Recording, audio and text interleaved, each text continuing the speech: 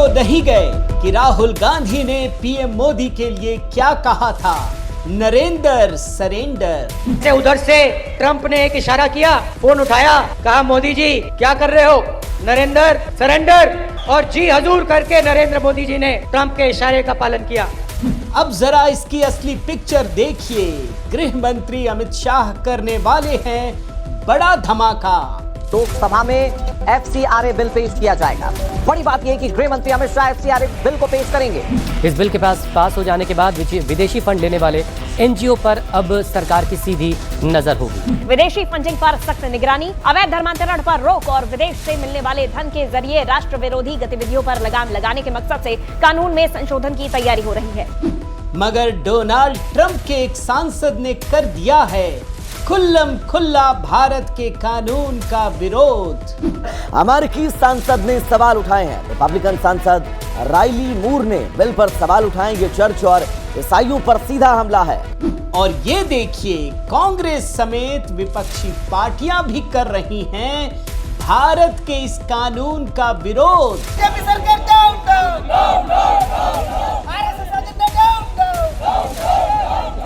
आखिर क्यों कांग्रेस की भाषा और डोनाल्ड ट्रंप के सांसद की भाषा एक जैसी है?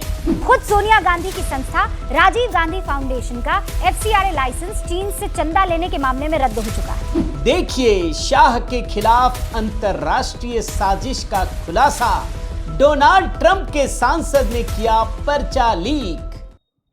साथियों नमस्कार, मैं हर्षचंद्र बंडवाल इस वीडियो में आप सभी का स्वागत करता हूं। दोस्तों, पर्चा लीक की बहुत सारी खबरें आ रही हैं और आप देख ही रहे हैं, इतना बड़ा आंदोलन हो गया। आज मैं सबसे बड़े पर्चे लीक की कहानी दिखाने जा रहा हूं। जी हां, सबसे बड़ा पर्चा लीक, और यह अंतरराष्ट्रीय तौर पे लीक हुआ है। यह भी आपको बता देता हूं। आपने जरूर एक डायलॉग दोस्तों राहुल गांधी का सुना होगा, नरेंद्र सरेंडर। अभी आपको ट्रेलर में भी दिखाया। लेकिन यह पर्चा लीक दोस्तों किस तरीके से मोदी शाह को घेरने के लिए तैयार किया गया है, इसकी कहानी आपको जानना बहुत जरूरी है। यह केंद्रीय गृह मंत्री अमित शाह के खिलाफ सबसे बड़ी अंतरराष्ट्रीय साजिश है। और किसने किया है? डोनाल्ड ट्रंप के एक सांसद ने यह पर्चा लीक किया है। सुनकर देखकर चौंक जाएंगे दोस्तों। आपको लगेगा कि यह देश हमारा है, इस देश का लोकतंत्र हमारा है, हम तय करते हैं। लेकिन अभी आपके कान खड़े हो जाएंगे दोस्तों, जब आपको पता चलेगा कि इस देश में एक कानून पास होता है और उसको तय करने वाला क्या अमेरिका होगा? डोनाल्ड ट्रंप का सांसद तय करेगा। जो डोनाल्ड ट्रंप के सांसद कह रहे हैं, अमेरिका कह रहा है, वो राहुल गांधी कह रहे हैं, वो इस देश की कांग्रेस कह रही है, बाकी विपक्षी पार्टियां कह रही हैं। आज आपके सामने कई विंडोज दिखाऊंगा दोस्तों, और साथ के साथ इस कहानी को डिकोड करूंगा। मेरा निवेदन है दोस्तों, जब राष्ट्रीय सुरक्षा से जुड़ी इतनी बड़ी खबर है, बड़े ध्यान से पूरा वीडियो देखिएगा। एकेडमिक लग सकता है, लेकिन ये इतनी बड़ी खबर है दोस्तों, आपके होश उड़ जाएंगे। आप सभी को सबसे पहले हर हर महादेव दोस्तों। सावन का महीना है, इसी कमेंट के साथ शुरू कीजिएगा। और हाँ, HB मेलोडी पर जो हमने गीत तैयार किया है दोस्तों, वो जरूर देखिएगा। मैंने खुद लिखा है, खुद गाया है और कमेंट में दोस्तों पिंड कर दिया है। आइए कुछ विंडो से शुरू करते हैं दोस्तों। जरा देखिए भाई, नरेंद्र सरेंडर वाले जरूर देखें और सब तक पहुंचाइएगा। ये जो 8 विंडो दिखा रहा हूं दोस्तों, इसमें क्या है ध्यान से समझिए। भाई, अमेरिका ने भारत के एक कानून का विरोध किया है। बिल्कुल लेटेस्ट खबर, ब्रेकिंग न्यूज दिखा रहा हूं। भारत में केंद्रीय गृह मंत्री एक कानून लाने वाले हैं। अभी संसद के भीतर संसद तय करेगी। विरोध कहां कर रहे हैं? अमेरिका का एक सांसद कर रहा है, डोनाल्ड ट्रंप का सांसद कर रहा है। और मजे की बात क्या है कि अमेरिका डोनाल्ड ट्रंप का सांसद जिस कानून का विरोध कर रहा है, संसद में रखने से पहले उस कानून का विरोध कांग्रेस पार्टी कर रही है। जी हां, यकीन नहीं हुआ ना? कांग्रेस पार्टी कर रही है। डोनाल्ड ट्रंप के सांसद ने क्या कह दिया क्या कि विरोध करो? और तो और समाजवादी पार्टी कर रही है। जिस कानून का विरोध डोनाल्ड ट्रंप का सांसद करता है उसका विरोध कांग्रेस करती है, समाजवादी पार्टी करती है, चौथे विंडो में देखिए डीएमके करती है, पांचवें विंडो में देखिए टीएमसी करती है, आरएसपी रिवॉल्यूशनरी सोशलिस्ट पार्टी, इसका तो मैंने ट्वीट कर दिया है वीडियो दोस्तों, जरूर मेरे ट्विटर हैंडल पे जाकर के देखिएगा। एचसी बंडवाल में लेफ्ट पार्टी करती है और सब विरोध ही नहीं करती, आठवें विंडो में देखिए फॉल्स नैरेटिव भी खड़ा करती है। अपने दिल पर हाथ रख करके पूछिए दोस्तों, नरेंद्र सरेंडर या ये लोग सरेंडर कर रहे हैं? जरा सोचिएगा, ये राष्ट्रीय सुरक्षा का मसला है। एक और विंडो दिखाता हूं दोस्तों, ये तो सीधे सीधे राहुल गांधी से जोड़ करके मैं दिखा दे रहा हूं। 3 विंडो ये भाई, नरेंद्र सरेंडर, ये जो 3 शब्द है ना दोस्तों, 2 शब्द नरेंद्र सरेंडर, इसको सिर्फ डायलॉग की तरह मत लीजिएगा, ये भारत की अस्मिता के साथ खिलवाड़ करने जैसा है। ये नरेंद्र मोदी एक व्यक्ति हो सकते हैं, लेकिन इस देश के प्रधानमंत्री हैं, हम सब के प्रधानमंत्री हैं। आप सिर्फ मोदी को नहीं झुकाना चाहते, आप इस देश को झुकाना चाहते हैं। राहुल गांधी दावा करते हैं कि ट्रंप ने फोन किया और नरेंद्र मोदी ने सरेंडर कर दिया, यही कह रहे थे ना। हकीकत देखिए, ये जो कांग्रेस विरोध कर रही है दोस्तों एफसीआरए कानून का, दरअसल ये सरेंडर है, क्योंकि अमेरिका के एक सांसद ने विरोध कर दिया है। एक और विंडो दिखाता हूं दोस्तों, ये भी 3 विंडो है। अब सवाल ये है कि राहुल गांधी इसका क्यों विरोध कर रहे हैं? ये चंदे का खेल है। अभी मैं आपको इस कानून के बारे में बताऊंगा, एफसीआरए के बारे में, पूरा वीडियो देखिएगा। इसमें जो विदेशी चंदा आता है ना, उसका विरोध हो रहा है। अब सवाल यह है कि कांग्रेस पार्टी क्यों विरोध कर रही है, राहुल गांधी, गांधी परिवार क्यों विरोध करता है? दूसरे विंडो में देखिए, राजीव गांधी फाउंडेशन को चीन से चंदा मिलता था। होश उड़ गए ना भैया, प्रधानमंत्री के नाम पे राजीव गांधी फाउंडेशन, गांधी परिवार सत्ता में, और फंड किससे ले रहे हैं, भीख किससे ले रहे हैं? चीन से ले रहे हैं। और तीसरे विंडो में देखिए, जिस समय फंड मिल रहा था ना, उसी समय यूपीए सरकार के समय चीन ने भारत के 640 स्क्वायर किलोमीटर के एरिया को कब्जा लिया। यूपीए 2 की बात बता रहा हूं, 640 किलोमीटर। गजब की कहानी चल रही है दोस्तों, यकीन नहीं होता। अब मैं आपको एक और 3 विंडो दिखाता हूं, ये बड़ा स्पेशल है दोस्तों। अगर आप मुझे समझना चाहते हैं तो इस 3 विंडो से समझिएगा ये दुनिया किस तरीके से चलती है। आज का दिन एक बड़ा ऐतिहासिक मौका था। अब अभी तक तो नहीं लगा कि एफसीआरए कानून पेश हुआ है, लेकिन आज का दिन बड़ा विशेष है दोस्तों। 5 अगस्त, 3 विंडो में क्या दिखा रहा हूं, 5 अगस्त को ही आर्टिकल 370 खत्म हुआ। मेरे नैरेटिव को ध्यान से समझिएगा, शायद भाजपा कहीं चूक गई है। 5 अगस्त को ही राम मंदिर का निर्माण भी शुरू हुआ, और आज 5 ही अगस्त है ना। मेरी इच्छा थी दोस्तों कि एफसीआरए कानून भी आज पास हो जाना चाहिए था। क्यों जानते हैं क्यों कह रहा हूं? ये सिर्फ 3 घटनाएं नहीं है, ये आजाद भारत के इतिहास के, हजारों साल के भारत के इतिहास का ये सबसे विशेष लम्हा है। मैं आपको एक एक करके बहुत संक्षिप्त में बताता हूं। आर्टिकल 370 का खत्म होना सिर्फ एक कानून का खत्म होना नहीं है दोस्तों। जम्मू कश्मीर में आर्टिकल 370 जो इस्लामिक कट्टरता है ना, उसका वो प्रतीक था कि जब हम आगे बढ़ेंगे तो ऐसा ही बनाएंगे, जहां आपके देश के भीतर रह करके हम अपना कानून चलाएंगे, हिंदुओं को खदेड़ कर भगा देंगे। इस्लामिक कट्टरता का प्रतीक था। उस इस्लामिक कट्टरता को मोदी जी ने 5 अगस्त को ध्वस्त कर दिया। अब आइए राम मंदिर पर। राम मंदिर का निर्माण कोई छोटी घटना नहीं थी, ये 500 साल के इतिहास को बदलने की तस्वीर थी। जो हिंदुओं के भीतर हीनता का भाव भर दिया गया था ना, उसका पुनर्जागरण आपको राम मंदिर में दिखेगा। तो 5 अगस्त को इस्लामिक कट्टरता का ध्वस्त होना, हिंदू नवजागरण का पुनर्जागृत होना, और तीसरा 5 अगस्त क्या है? एफसीआरए कानून जो ईसाइयों ने कब्जा कर रखा है धर्म परिवर्तन के नाम पर, उसको भी खत्म होना था। आप जरूर इस पर अपना कमेंट कीजिएगा दोस्तों, जो मैंने आपके सामने ये नैरेटिव रखा है। अब जरा एक एक करके आइए चीजों पर। खबर दिखाता हूं, खबर क्यों दिखा रहा हूं इसको। ये पढ़िए क्या लिखा है।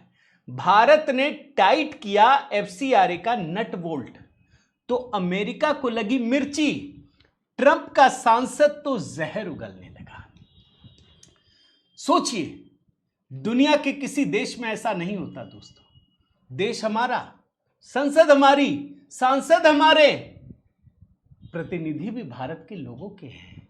अभी चर्चा हुई नहीं एफसीआरए कानून की, अभी तो चर्चा होगी, विरोध करेंगे हम। अब अगर राहुल गांधी विरोध करें तो ये स्वीकार है, क्योंकि भाई भारत के हर लोगों को, नागरिक को चर्चा करने का अधिकार है। लेकिन अमेरिका को मिर्ची लग रही है। अमेरिका का सांसद, डोनाल्ड ट्रंप का सांसद इसका विरोध कर रहा है। ये छोटी घटना नहीं है दोस्तों। कई बार कहते हैं ना कि आप अच्छा काम कर रहे हैं या बुरा काम कर रहे हैं, इसको परखना होना तो दुश्मन को देखिए। अगर दुश्मन खुश है तो इसका मतलब है आपका काम सही नहीं है। अगर दुश्मन नाराज है तो इसका मतलब है कि आपका काम अच्छा चल रहा है। अमेरिका को मिर्ची लग रही है। कौन है सांसद, जरा मैं बताता हूं। इनका नाम है राइली मूर। ये रिपब्लिकन पार्टी के सांसद हैं और डोनाल्ड ट्रंप रिपब्लिकन पार्टी के ही हैं। मतलब डोनाल्ड ट्रंप के सांसद ही हैं जिनको भारत के संसद के भीतर जो गृह मंत्री एक कानून पेश करने वाले हैं उससे मिर्ची लग रही है, तकलीफ हो रही है। और क्या लिखा है, ये जो रिपब्लिकन पार्टी के सांसद हैं, ट्रंप वाली पार्टी के, राइली मूर, ये आलोचना करते हैं, ये ईसाई समुदाय पर सीधा हमला बताते हैं और ये धमकी देते हैं कि भारत और अमेरिका के बीच के संबंध खराब हो जाएंगे। राहुल गांधी को जरूर बोलना चाहिए कि नरेंद्र सरेंडर है या नहीं है। ये जो एफसीआरए कानून में संशोधन हो रहा है दोस्तों, एफसीआरए कानून आप समझिए, इस कानून के बारे में मैं आपको बताऊं दोस्तों कि इसमें विदेशों से जो फंडिंग आती है ना, ये दरअसल उससे जुड़ा हुआ मामला है। और ये कहते हैं कि ना केवल भारत अमेरिका के बीच संबंध खराब होंगे बल्कि ईसाई समुदाय पर सीधा हमला भी बताते हैं। इसका फुल फॉर्म है फॉरेन कंट्रीब्यूशन अमेंडमेंट बिल, जिस पर तीखी बहस चल रही है। क्या ट्वीट किया है, जरा मैं उस ट्वीट पर आपको लेकर के आता हूं। ये देखिए, राइली मूर का है ये। Christians have been in India since Saint Thomas. मैं इसको हिंदी में करके पढ़ता हूं दोस्तों। ईसाई समुदाय भारत में तब से है जब सेंट थॉमस अपोस्टल ने हमारे प्रभु ईसा मसीह के पुनरुत्थान के कुछ ही दशकों बाद मालाबार तट की यात्रा की थी। दूसरी लाइन पढ़िए। लेकिन ईसाई धर्म के लंबे इतिहास के बावजूद भारत की संसद एफसीआरए नियमों में संशोधन करने पर विचार कर रही है ताकि सरकार चर्चों और धार्मिक चैरिटी संस्थाओं का नियंत्रण अपने हाथ में ले सके। और आखिरी लाइन पढ़िए। यह ईसाई समुदाय पर सीधा हमला है। अगर यह बिल इसी तरह आगे बढ़ता है तो यह भारत के साथ हमारे द्विपक्षीय संबंधों में बड़ी चिंता का विषय होगा। यह डोनाल्ड ट्रंप का सांसद है दोस्तों, इसको हल्के में नहीं ले सकते किसी भी कीमत पर। यह हल्के में लेने वाली चीज भी नहीं है कि आप कानून बना रहे हैं, परेशानी वहां हो रही है। इस पर मैं आगे बढ़ने से पहले आपको एक पूर्व विदेश सचिव है, राजदूत कंवल सिब्बल, उनके बयान को दिखाता हूं। एफसीआरए भारत का घरेलू कानून है। भारत में मिशनरी कामों के लिए विदेशी फंडिंग की इजाजत नहीं दी जानी चाहिए। विदेशी पैसे से मुख्य रूप से हिंदुओं का ही धर्म परिवर्तन कराया जाता है। हमें अपने आंतरिक मामलों में किसी भी तरह के दखल को नकार देना चाहिए। भारत में ईसाई लॉबी को बढ़ावा देने की कोशिश करके अमेरिका धर्मनिरपेक्षता का पालन नहीं कर रहा है। अच्छा, आप जानना चाहेंगे दोस्तों कि ये एफसीआरए बिल है क्या, इसके अंदर कौन कौन सी चीजें, मैं जरा बहुत ही संक्षिप्त में करके 10 पॉइंट में आपको बताता हूं कि इस कानून में क्या है। आपको एकदम से बात समझ में आ जाएगी। नए बिल में सबसे बड़ा बदलाव यह है कि एक नई संस्था बनाने की बात कही गई है जिसे नामित प्राधिकरण कहा जाएगा। दूसरा पॉइंट, अगर किसी संस्था का एफसीआरए रजिस्ट्रेशन रद्द होता है, खुद सरेंडर करती है या रिन्यू नहीं होता, तो उसका विदेशी फंड और उससे बनी संपत्ति इसी प्राधिकरण के पास चली जाएगी। मतलब जो पैसा आपने लिया है ना, ऐसा नहीं कि आपके पास चला जाएगा। अब सीधे प्राधिकरण के पास जाएगा। सरकार चाहे तो यह संपत्ति किसी विभाग को दे सकती है, बेच सकती है और बिक्री का पैसा सरकारी खजाने में जमा होगा, सरकारी खजाने में आएगा। सरकार के लिए काम कर रहे थे ना, आम लोगों के लिए ना, तो पैसा तो जाएगा ना। 5वां पॉइंट, विदेशी फंड कितने समय तक रखा और खर्च किया जा सकता है, इसकी समय सीमा भी तय होगी। 6ठा पॉइंट, सस्पेंशन के दौरान संस्था अपनी संपत्ति बेच या ट्रांसफर नहीं कर सकेगी। कि सस्पेंशन हुआ, संपत्ति बेच दो, बचा जीरो, लड्डू, कुछ बचा ही नहीं। अगला पॉइंट देखिए, एफसीआरए मामलों में जांच अब सरकार की इजाजत के बिना शुरू नहीं होगी। 8वां, सजा को घटाकर 5 साल से 1 साल कर दिया गया, ये तो अच्छी चीज है। और 9वां, नियम तोड़ने पर डायरेक्टर, ट्रस्टी, पदाधिकारी भी जिम्मेदार माने जाएंगे। कोई बच नहीं पाएगा कि हमने सीईओ बना दिया है, इनको पकड़ लीजिए, ये नहीं चलेगा। और 10वां, संस्था बंद होने या निष्क्रिय होने पर उसकी संपत्ति स्थायी रूप से सरकार के पास चली जाएगी। मतलब ये लाते हैं गरीबी दूर करेंगे, और गरीबी दूर करने के बहाने धर्म ही बदल देते हैं, और फिर पैसा भी रख लेते हैं। अब जो पैसा आएगा ना, सीधे सरकार के पास जाएगा, वेलफेयर पे इस्तेमाल होगा। दोस्तों, ये है 10 बड़े बदलाव। अच्छा, मैं आपको बताऊं कि जो मौजूदा नियम है दोस्तों, उसमें गृह मंत्रालय से पंजीकरण कराना जरूरी होता है, हर 5 साल में रिन्यू कराना होता है। और जो बिल है ना, उसमें एक बैकग्राउंड नोट दिया गया है, वो जानना जरूरी है दोस्तों। आज के समय में कोई किसी को 1 रुपया नहीं देता। जरा देखिए, अपने इर्द गिर्द ढूंढिए दोस्तों, क्या कोई भी व्यक्ति किसी को 1 रुपया भी बिना मतलब के देता है? सोचिए, यह घर परिवार में हो सकता है, दूसरों को कोई नहीं देता, कभी नहीं देता। अब मैं आपको बताऊं, भारत में दोस्तों 15 जुलाई 2026 तक 14,449 सक्रिय एफसीआरए पंजीकरण थे। 14,500 ऐसी संस्थाएं हैं जिसको भारत में विदेश से चंदा लेने का अधिकार था। अच्छा, कितने रद्द किए गए? नंबर सुनिए, 22,498 पंजीकरण रद्द किए गए। 15,212 की समय सीमा समाप्त हो गई। दुनिया में इतना एनजीओ कहीं नहीं है जितना भारत में है। भाई, भारत में इतना एनजीओ की जरूरत क्या है, जरा सोचिए। अच्छा, कितने पैसे आए वो भी जानिए। 2019 से 2022 के बीच जो विदेशी संस्थाएं हैं, उसने भारत को 55,741 करोड़ रुपए विदेशी चंदा दिया है। 55,741 करोड़, 56,000 करोड़ करीब करीब। क्यों भाई, कहां गया पैसा? क्या सरकार इसको नहीं देखेगी दोस्तों? अभी अभिजीत दीपके पे सवाल उठ रहा है ना कि 65,000 रुपया रिटायरमेंट के समय आमदनी थी और पढ़ा है विदेश में, बॉस्टन यूनिवर्सिटी में। भाई, कुछ तो है, कोई तो चक्कर है ना, और इसीलिए ये जानना जरूरी है दोस्तों। और एक बात आपको और बताऊं कि एफसीआरए का कानून लगातार बदलता रहा है दोस्तों। ऐसा नहीं कि सिर्फ मोदी सरकार बदल रही है। 1976 में पहला कानून आया, फिर 1984 में फिर से बदला गया। 2010 में बड़ा बदलाव हुआ जिसमें 5 साल के रजिस्ट्रेशन की बात कही गई। 2020 में मोदी सरकार ने यह तय किया कि अब प्रशासनिक खर्च की सीमा 50% नहीं 20% होगी।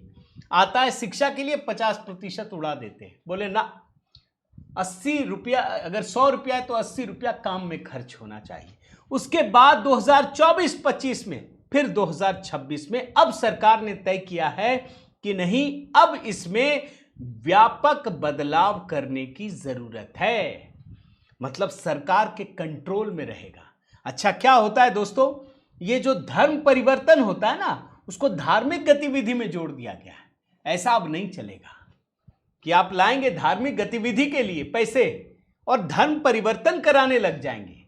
अब ये सरकार मंजूर नहीं करेगी, और गलत काम होगा तो वो सारी की सारी संपत्ति सरकार के पास रहेगी। ये बात भी आप समझ लीजिए दोस्तों। और ये क्यों जरूरी है, इस बात को समझिए। भाई, भारत एक लोकतंत्र है।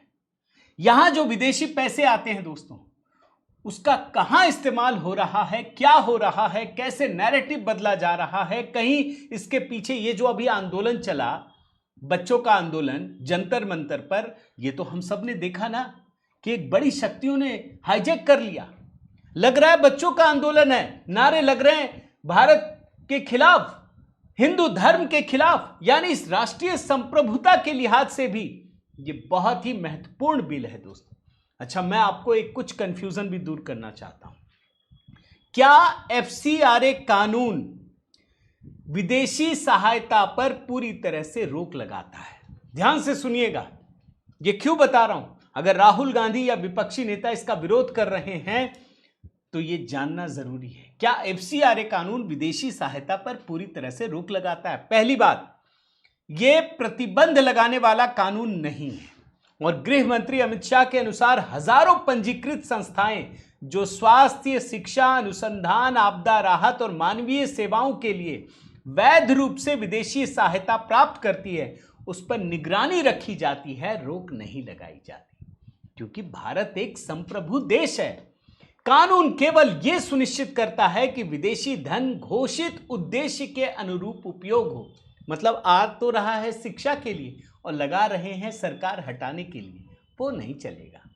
और आखिरी पॉइंट दोस्तों, यदि सभी कानूनी शर्तें पूरी हो तो विदेशी योगदान स्वीकार किया जा सकता है। यानी कानून तो अच्छा है, राष्ट्रीय हित में है, लेकिन चूंकि डोनाल्ड ट्रंप के सांसद डोनाल्ड ट्रंप इसका विरोध कर रहे हैं, कांग्रेस भी विरोध कर रही है। अब आप खुद तय कीजिए, नरेंद्र सरेंडर या कुछ और। ये तो गनीमत है दोस्तों। मैं पर्चा लीक क्यों बोल रहा हूं? क्योंकि डोनाल्ड ट्रंप के सांसद ने खुल करके दोस्तों इसकी जानकारी दे दी है, खुल करके। ये पहली बार हुआ है। वो लोग पीछे से विरोध तो करते थे। राइली मूर ने जो किया ये दरअसल पर्चा लीक की तरह है। पीछे से कर रहे थे, सामने से बता नहीं रहे थे, अब बता दिया है। आपकी राय का इंतजार रहेगा दोस्तों। गृह मंत्री अमित शाह जो ये कानून लाने जा रहे हैं, आपकी राय क्या है जरूर कमेंट करके बताइएगा। लाइक कीजिए, शेयर कीजिए। अगर आपने दोस्तों, मेरा निवेदन है, अगर आपने इस चैनल को सब्सक्राइब नहीं किया है जरूर कीजिए। आप देखते हैं, आप जब सब्सक्राइब करते हैं दोस्तों, बेल आइकन दबाते हैं तो हमारी भी ताकत बढ़ती है। और साथ ही दोस्तों HB शॉर्ट्स के वीडियो जरूर देखिए। अगर मेरे व्हाट्सएप ग्रुप से जुड़ना चाहते हैं दोस्तों, तो इस नंबर पर आप जय सिया राम लिख दीजिए। बहुत बहुत धन्यवाद। हर हर महादेव।